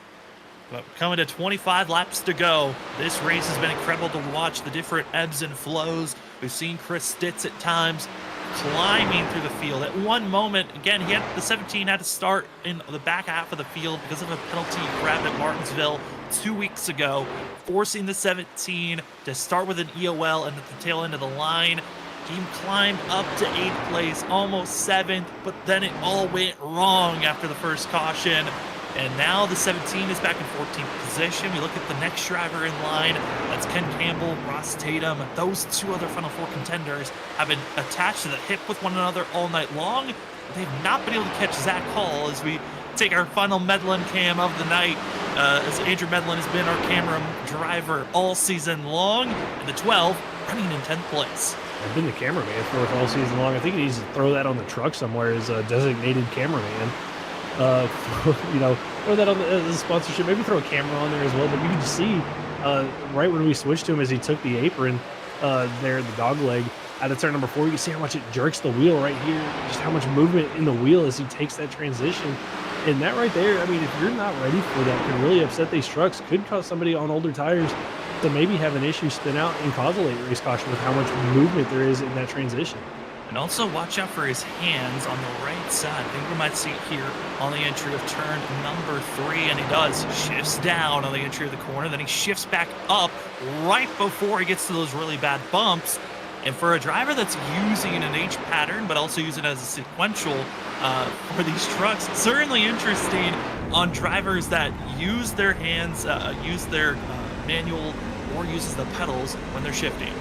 Yeah, you know, there's so many options you have in sim. You can use paddles if you have it on the back of your steering wheel. Some guys prefer to have an H pattern. Some guys like a sequential shifter. So it comes down to driver's preference, and I can't tell if he's using an H pattern or if it is just a sequential for Andrew Medlin. But I mean, it takes so much concentration from yourself. You're turning with one hand, shifting down a gear, shifting up a gear.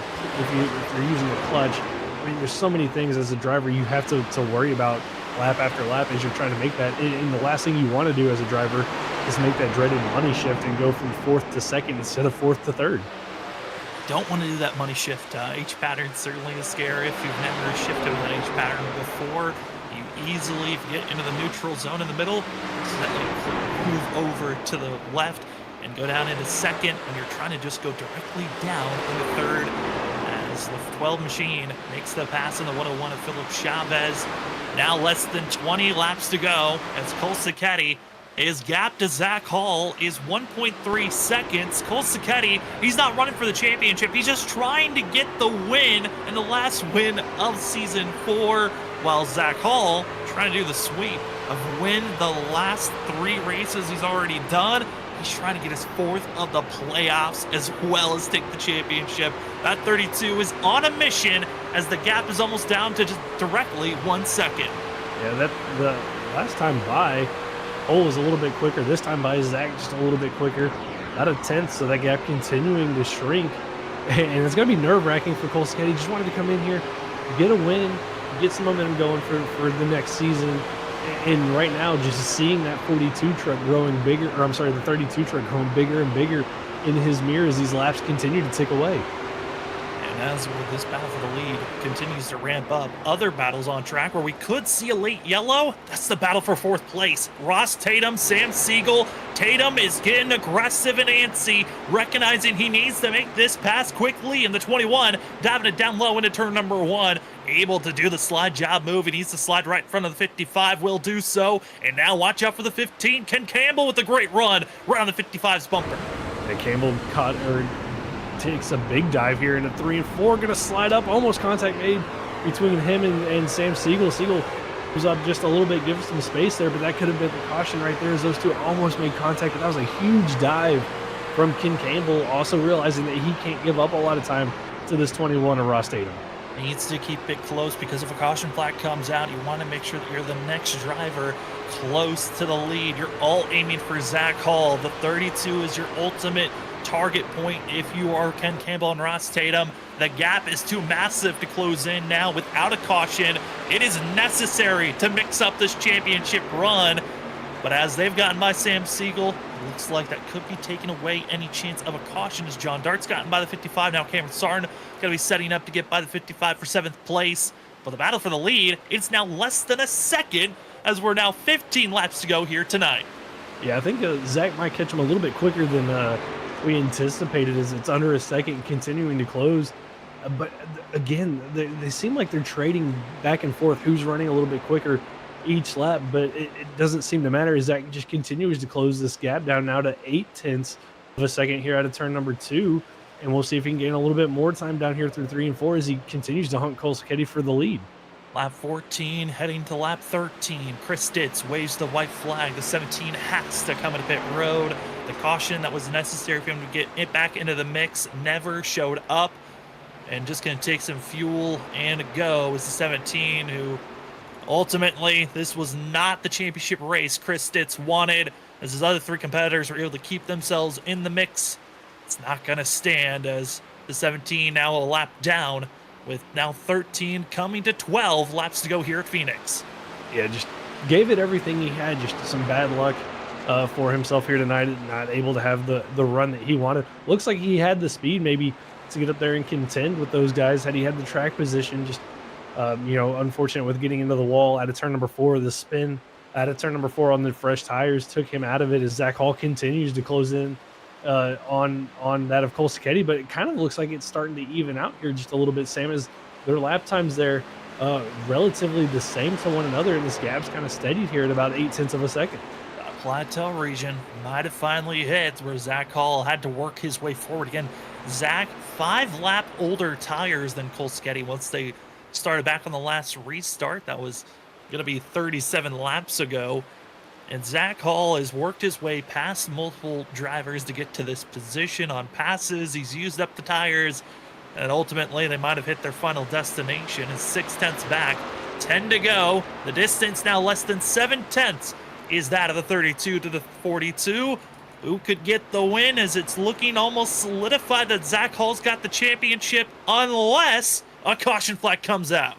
Yeah, it's looking like it's his for the taking here, but like you said, that potential caution always lurking until we get to that white flag. And with 10 to go, anything's possible, as the battle for what is going to be 3rd position might be heating up here a little bit, as Ross Tatum, Ken Campbell have caught up to the 94 of Joshua Altus, and this could be a potential spot for a late race caution if these 3 gets battling hard with one another. Saw last time Ross Tatum and Ken Campbell very aggressive to get by the 55 of Sam Siegel. What will the aggression level be here as they're trying to get by the 94? 9 laps to go. Some of the closest battles on track is this battle that we're about to see on screen between the 94 and the 21. As Ross Tatum once again another lap in the books, being about 0.2 faster than Joshua Altus has been Ken Campbell. Ross Tatum this go around about a 10th faster, so they are closing in, this group of 3. And John Dart just a little bit off, hoping for these drivers to get mixy. And speaking of mixy, here comes Ken Campbell to the inside, trying to stir up this competition. Yeah, saw an opening, took it, big dive, contact, and Campbell saves it. Oh, he's coming back up, though, able to keep it pointed straight.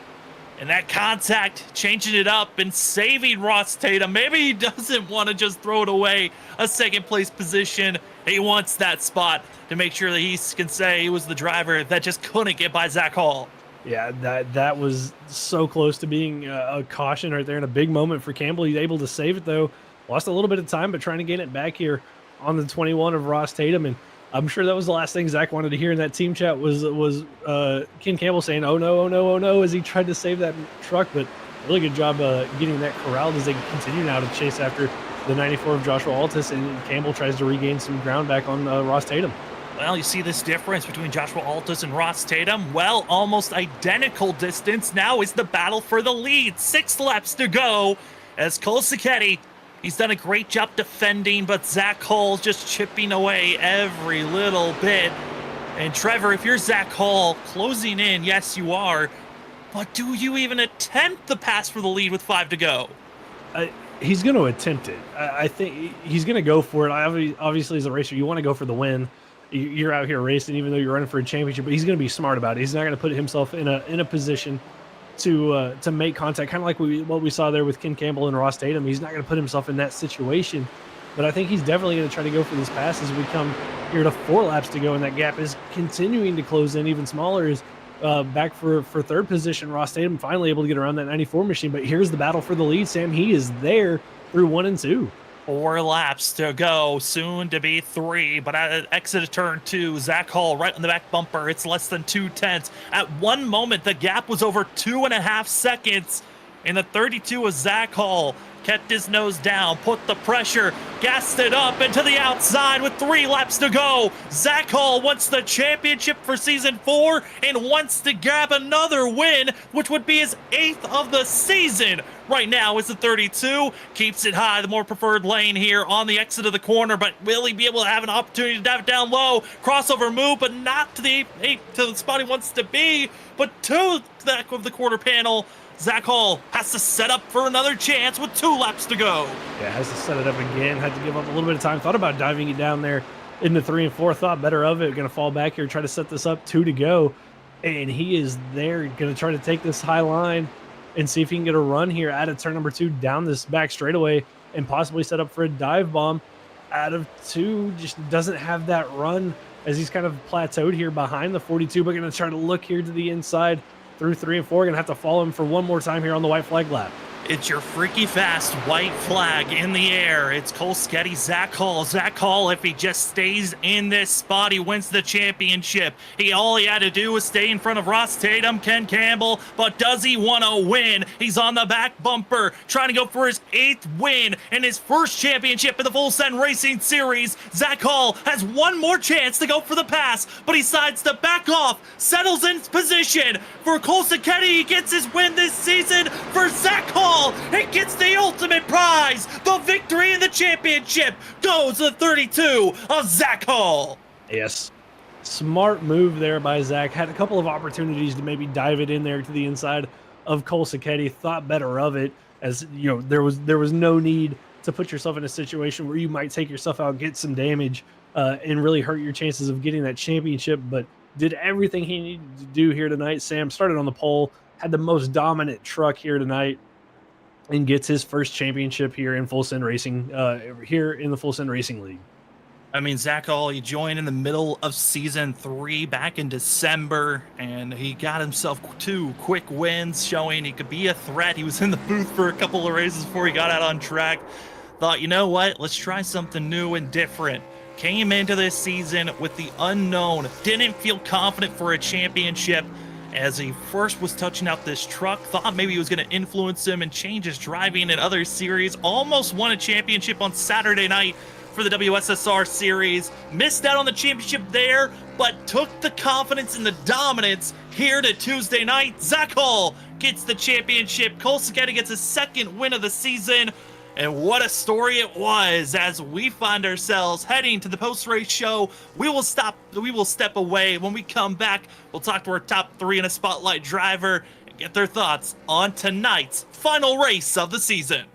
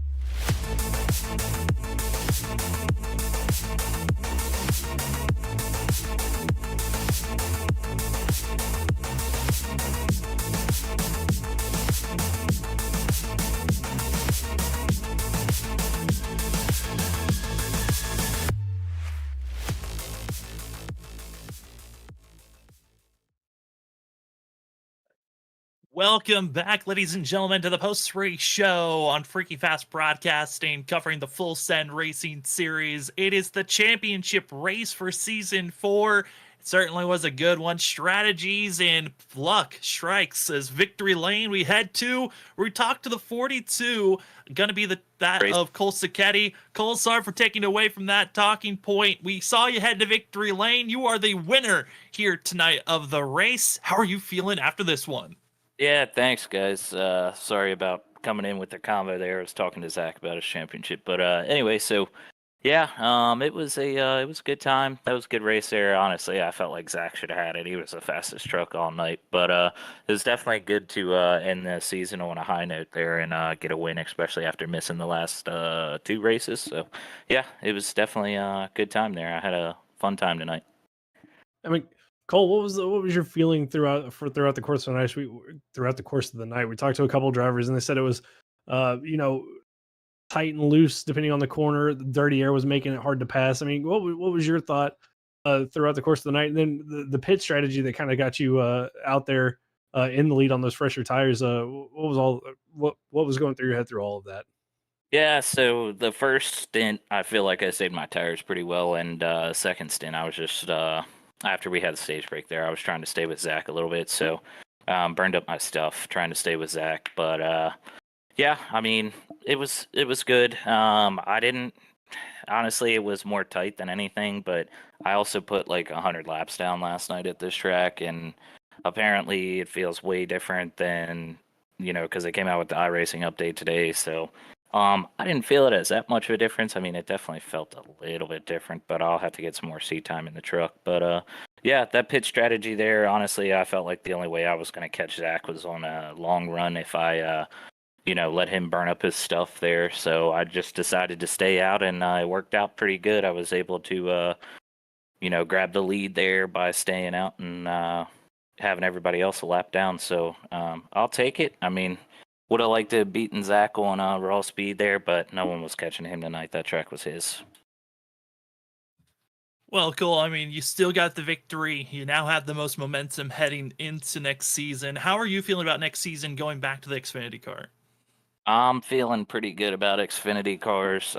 That's actually my favorite car in iRacing now, so I love Xfinity. I don't know if we've got Dover on the schedule. I think we do, so... definitely looking forward to Dover, but yeah, I'm looking forward to Xfinity. It's going to be a great season. Also looking forward to running with you guys Saturday night. That's going to be a good time racing with you guys Saturday night for the Coke 600. That'll be a good time. Yeah, we're excited to see how you're going to perform, Cole, for that Gamers Outreach 600. It's going to be an exciting event. Again, if you'd like to be a part of that, go check out the links we have in chat. Cole, again, congratulations on the win. And before we let you go, the floor is now yours. Yep, huge shout out to you guys as always in the booth. You guys did awesome all season. Definitely best broadcast on YouTube and for iRacing here.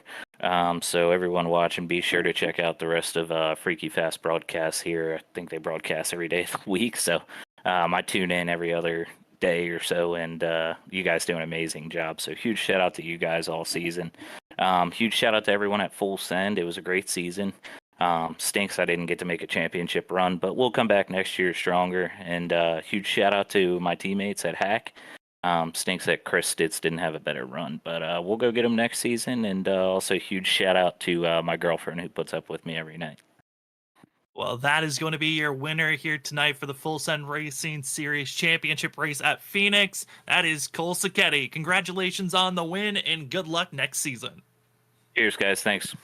Well, as we go from victory lane for the winner, let's head to the championship victory lane as we bring in the second place finisher of tonight's race, but the ultimate winner of the season. We've got the 32 of Zach Hall with us. Zach, congratulations. You are the Season 4 Full Send Racing Series champion. How are you feeling after that one tonight? I don't even know if I can put it into words, man. This means a lot to me. Really, I feel like I win a ton of races in league racing and just never seem to get the job done at the end. And I feel like I had a perfect playoffs. I mean, I don't think we finished worse than second. I wanted that win there, but I didn't want to risk too much either. I mean, you gotta weigh those options, and Dirty air is so tough, man. But I don't know. There's so many emotions running through my brain right now that I don't even really know what to say other than just thank you to this league for allowing me to come here and race with these guys. They're just a pleasure to race with every week, man.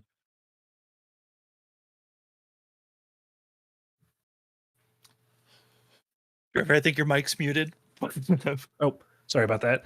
Zach, it was a second at Phoenix or a second at Vegas. You win at Indy, win Atlanta, win Martinsville. Second here at Phoenix. I mean, what a playoff run. I mean, what got into you going into these playoffs that kind of set you apart from everybody else, you think? I would like to figure that out, Trevor. I don't know. We hit on it. I think we had some good tracks, of course. Atlanta, anybody could have won. I was just in the right place at the right time. Indy, I feel like a road course guy, so that kind of plays in my wheelhouse. Martinsville won it last season. So I felt like it was just good tracks. And then this was the one I was actually most concerned coming into here for Phoenix. So I put a good bit of practice in, about 200 laps before tonight's race, and really focused on finding speed because I felt like that was like everything from the testing I did. If you just got out front, the way you have to run the lines and all that with the momentum, it's just so tough to pass, man. So I felt like if I could get qualifying down and start out front, we should be in a good position. And luckily we pulled that off and, just executed well in that entire last run and was able to hold those guys off. I know I had a little bit fresher tires than them, so that really helped me out also. But man, I don't know. I wish I could learn what I did here and apply it in other places also. Well, Zach, you are officially now the champion. We look at the stats. You're first in every category that we look at. The only one that you're tied with someone is in top 10s with Ross Tatum. How have you taken this season and the competition you got to run with? How has this season helped you as a driver? And how do you think this is going to help you moving forward into season 5? I think a ton, Sam. I feel like racing is a lot of times like 80 to 90% skill. And then like the last 20% is kind of like a mental confidence thing where you can beat yourself. And I know I beat myself tons of times out there on the racetrack. And I've taken a lot of confidence out of just how I've ran throughout the season. I didn't expect it, especially coming in with it being the truck. I was kind of concerned, like I didn't know what to expect. So just coming out of here with that many wins, even if I would have won the championship tonight, I would have been over my expectations, man. But to finish it off with a championship, I mean, it's only the second one I've ever gotten league races. I think, I've got like 82 wins in league races, and I've only got 2 championships now to my name. Luckily to add another one, and that's more than anything that it just builds confidence. And I'm excited for season 5, man. I'm ready to come back and see if I can defend that championship. I know it's gonna be tough. Got to get better for the Xfinity car, and hopefully we can carry what we did here in the trucks into that next season. Well, congratulations, Zach. And before we officially let you go, the floor is now yours. Yeah, first off, shout out to my teammates, man. Ken Campbell, Andrew Medlin. It's been a pleasure to race with them at Freaky Fast Racing this season. I mean, I couldn't ask for 2 better teammates. Just excellent, drivers to even just hang out and talk to during the race and, kick strategy back and forth between each other. So shout out to them, man. They are just so valuable to have on your team, and I cannot thank them enough for what all they did for me this season at Freaky Fast Racing and put me in positions even where I probably wouldn't have got as many good wins as I got. So shout out to them first off. Also shout out to all the sponsors here: Next Level Racing, ButtKicker, Lap Traffic Podcast. They're excellent group here that sponsors this league, and Full Send Racing is one of the best out there. So I'm so proud to be the champion of them and of this league, and it's really something I'm gonna carry on my mantelpiece for a while for sure. And then also shout out to all my Cat 5 teammates. You know who you guys are out there. Thank you to Tom Sinchek. He spotted for me tonight and just kept me motivated and kept me laughing through all the ups and downs there through it. So shout out to him. He was a heck of a helper there through all of that. And then last but not least, you guys up in the booth for all the work y'all do, and just going to be fun to go back and watch this, guys. Well, thank you for putting on a great show, Zach. Congratulations once again on being the Season 4 champion. Coming away officially, the stats: 20 starts, 4 poles this season, 7 wins, 16 top 5s, and 17 top 10s. Number 1 in all categories. Congratulations on the championship, and good luck for Season 5. Thank you, guys.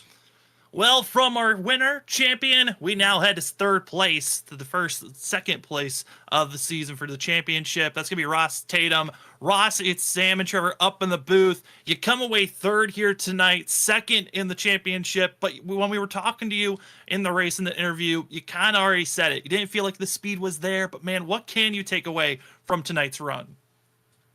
Well, I was the best of the rest, I guess, so that was good. Second isn't anything to be upset about in the championship. I finished third tonight, so that was better than I thought about halfway through that race. I was thinking I was about a sixth or seventh place truck, so all in all, not that bad. I kind of wish the championship was at a different track or something, or maybe a different, I don't know.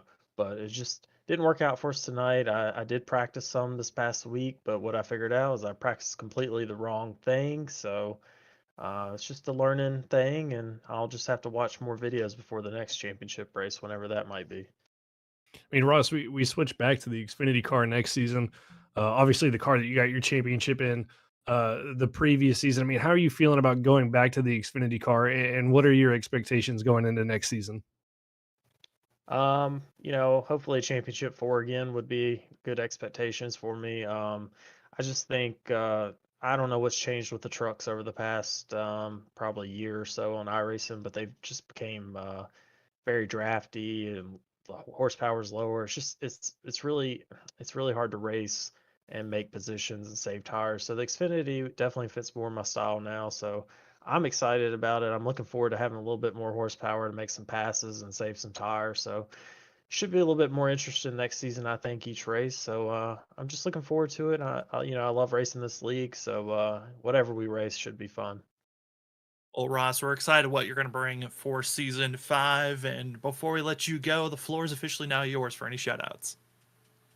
Appreciate it, guys. Definitely got to thank Will Bustler, Bustler Racing Designs, man. He paints all my schemes. I didn't make him paint many schemes this year, but every time I ask for one, he paints it up real quick. So everyone should hit him up. He's on Trading Paints now. I got to thank all the league sponsors, Next Level Racing, Sim Racing, ButtKicker, Lap Traffic Podcast. And then I got to thank Steve and Travis. They do such a great job with this league. Steve's addition this year was a really great. Just kept a lot of the drama out, so that was a lot of fun. And then just you guys at Freaky Fast, you guys are the best. I'm planning on racing this Saturday in the 600, so that's going to be a lot of fun. And just looking forward to next season. And congrats to Zach. He put a hurting on us this year, so second to him isn't bad. It's not something I'm going to be upset about. So just looking forward to next season. We're excited for it as well. That is going to be the 21 of Ross Tatum. Finishes third here at Phoenix, second in the championship. Congratulations on a successful season, and good luck trying to defend in the Xfinity cars going for season 5. Appreciate it, guys. Well, as we go from third place, let's head to our spotlight driver. Talked about ownership. Well, let's bring in the owner of the Full Send Racing Series. We have Travis Dart with us. Travis, coming away 8th here tonight, up 4 spots from where you qualified. But real question, man, how are you feeling for yourself for this season and for the league this season? It was a good season, I would say, overall. We were just talking in there. We wish the trucks were like a little bit different, less draft dependent stuff. It kind of ruined some of the races this season, but we didn't know that, of course, going in because a lot of us don't do official truck races. But other than that, I think it was a very successful season, and I'm looking forward to next season. Hopefully I could get a win somewhere. I drive the Xfinity car a lot more than I do the truck, so I'll be in a better and more comfortable position in those cars. I mean, Travis, what are your expectations for not only yourself but for the league moving forward to the Xfinity car going into next season? This will be I think our third time doing the Xfinity car. This is our bread and butter for the most part for this series. I expect a really good race, and we have a lot of good drivers and such. I'm hoping that we just continue to get more and more winners. That's always better than the same guy winning over and over again. But yeah, I mean, that's kind of what I'm expecting, just really good racing since it'll be the Xfinity car. We're hoping for that as well. And Trevor, before we officially let you go, the floor is now yours for any shout outs and any last statements you want to make for this season. Shout out to you guys for broadcasting. Shout out to all of our drivers for racing and keeping it clean. All of our sponsors, Next Level Racing, ButtKicker, Lap Traffic Podcast, Ride Customs, FR Graphics, and I forgot the other one. I forgot the last one. Oh, Impact Sim Designs. That was our final one. Appreciate them for all the prizes and such that we get throughout the season and such. Other than that, nothing else.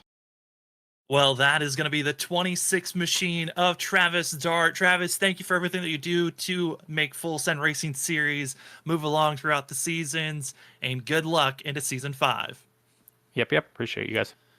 Well, as we go from our interviews, let's take a look at our unofficial results here tonight. As our last race of the season got to have 18 drivers racing here at Phoenix for the Full Send Racing Series Championship.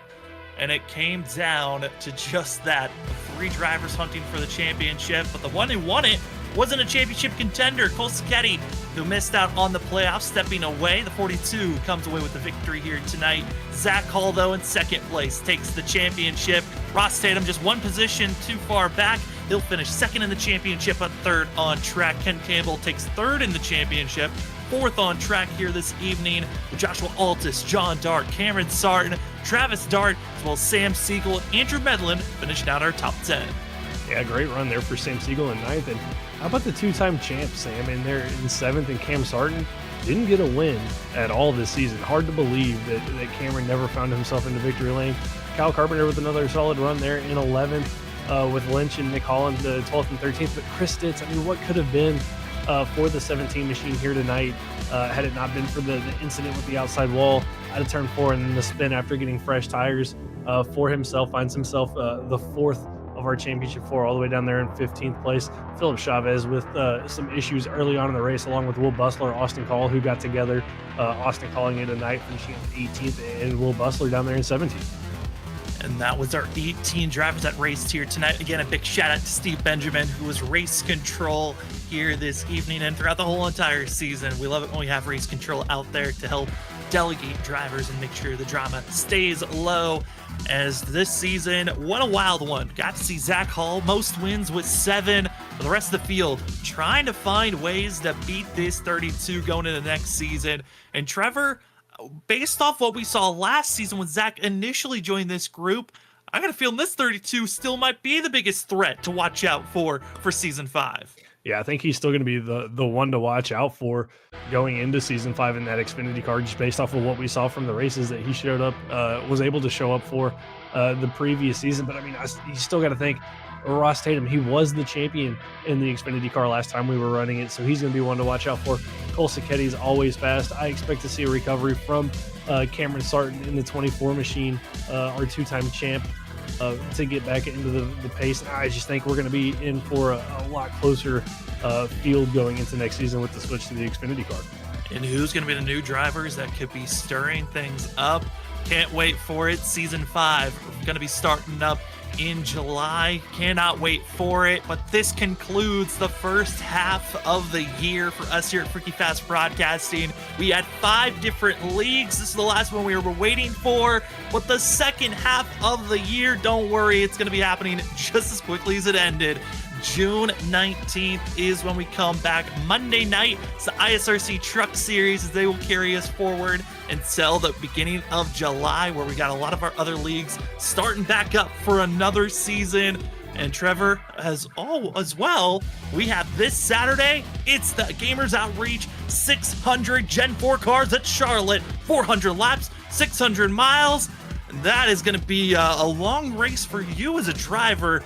It could be a pretty long race for myself and Zach Hall, the champion of tonight. We're both going to be up in the booth for that one. Yeah, it's going to be a long race overall, but for a great cause. Definitely as a driver, I'm going to have my water ready to go. Hopefully you and Zach have some waters to stay hydrated, keep those voices in check as you make fantastic calls throughout the night. And then we all get to enjoy a nice little vacation until we're back going at it every day of the week, bringing you guys great coverage here for all the leagues that we cover.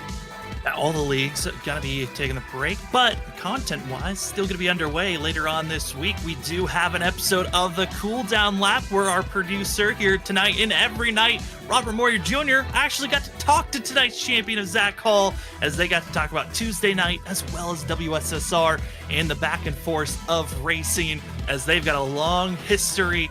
That will be posted later on and as well in the books and is getting set for that of the edit, episode 2 of season 2 of the long run covering the ISRC season 4 playoffs is also expected by that of the end of the month to early July. So expect that to be coming your way shortly. But for tonight and for the season, thank you so much to everyone that watched these races here on Tuesday night for the Full Send Racing series and watch us here at Freaking Fast Broadcasting throughout the week. For myself, Sam Dyer, for Trevor Earhart, Robert Moyer Jr., and everyone else here at Freaky Fast Broadcasting, thank you for watching, and we will see you next season for season 5. If we don't see you then, we'll see you on our next Freaky Fast Broadcast Saturday. That is the Gamer Outreach 600. We'll see you for our last charity race of the year.